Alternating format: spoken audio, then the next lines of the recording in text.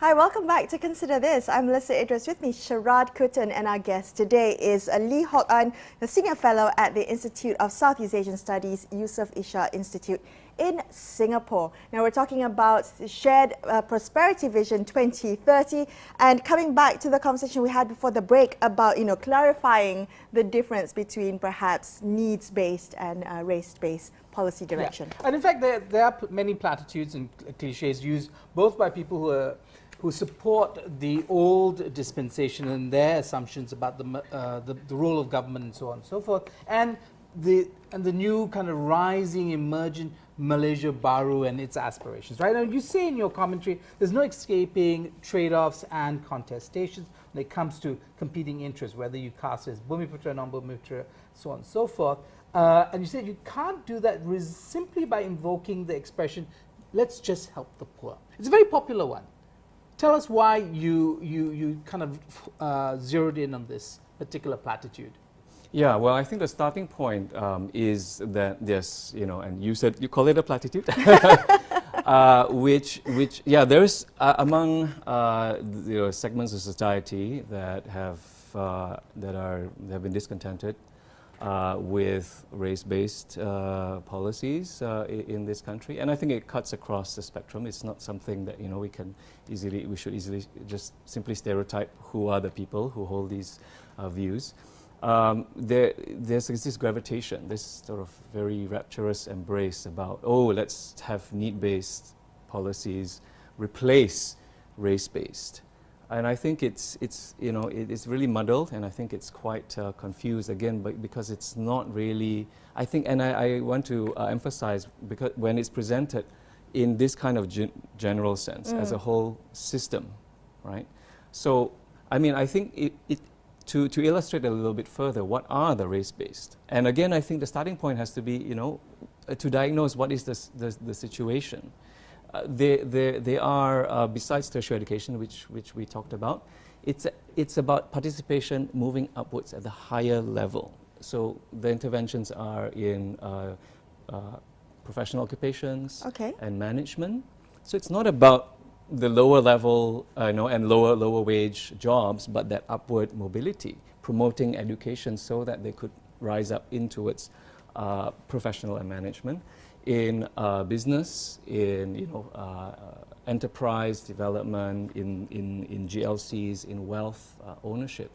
So these are the particular areas of intervention, and ultimately its objectives are to promote Bumiputra ascension, their participation there, developing capability, that eventually, right, they may not need as much of that preferential treatment. I think certainly the new economic policy made that clear enough. It was not like very, very explicit, and I think overall it's something that is implicit.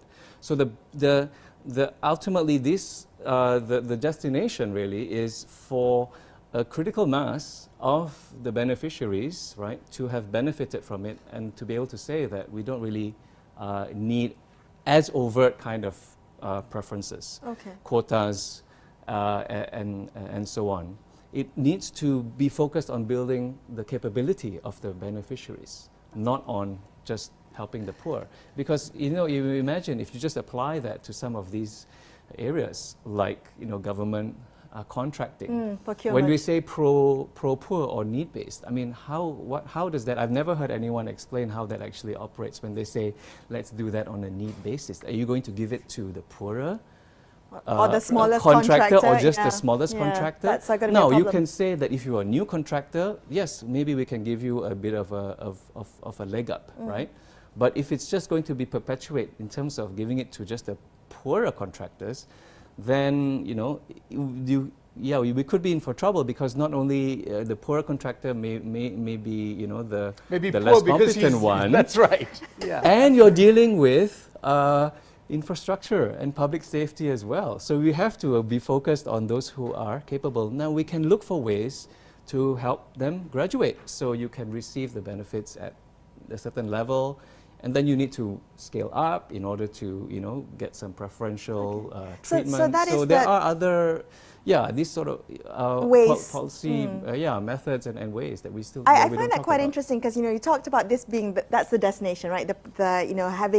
Having this kind of priority to look at increasing Bumiputra capability and participation. But I want to talk about the starting point, and I want to question whether the assumption is correct at that starting point.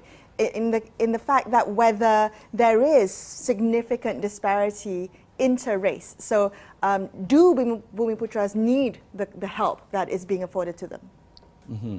Well, I think we can touch on something that the SPV pointed out, and I think, and what I think also should, I would like the attention, I think, to be kind of deflected a little bit, in that it did point out in this is very much, the trajectory that we're of the past documents, which is looking at inter-ethnic household income, but at the national level.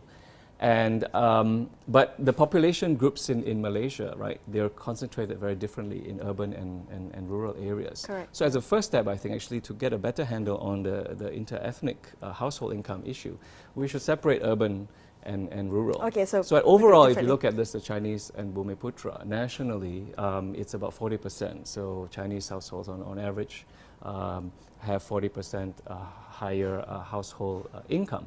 But they're mostly Chinese predominantly in the towns and cities, whereas Bumiputras, right, are more dispersed. And so the Bumiputra national income includes rural and urban.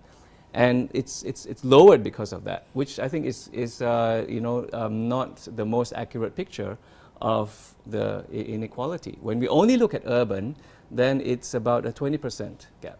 And Bumiputra and Indian is basically on par. Parity, okay. So I think that the emphasis should be less on income. I say relatively less, not that it's unimportant, and much more on capability. And there's a lot of evidence that I think, yes, there, it does underscore the case that there's still the gaps, but in capability and participation, if I could, there was, government had released a few years ago in 2015 that among SMEs, Bumiputra, 88% are classified as micro, 11% small, and only 1% medium. It's 2015.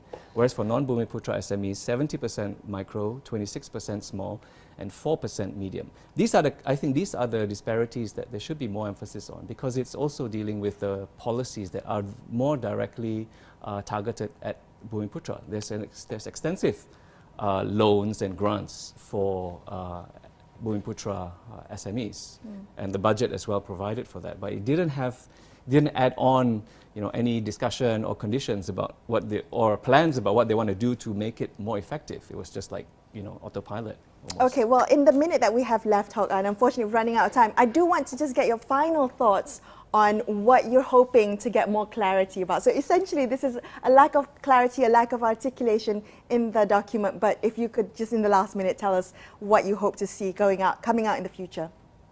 Well, I would reiterate, right, the theme that I've been, the main message all along, that to articulate what are the policies and the programs that are providing for basic needs, for poverty alleviation on the basis of equality and rights, and make a clear distinction and explain where those are in primary, secondary education and so on, and then a distinction between those that are promoting capability and participation, primarily, yes, for the Bumiputra, and clarify that where they apply, tertiary education, right, SME development, and so on, where ultimately, yes, it has to be about developing the capability and the confidence, so that we can start thinking of the longer-term reforms. There you go, a bit more clarity in that respect. Okay, unfortunately, that's all the time we have. Thank you so much for being on the show today. Thank you, my pleasure.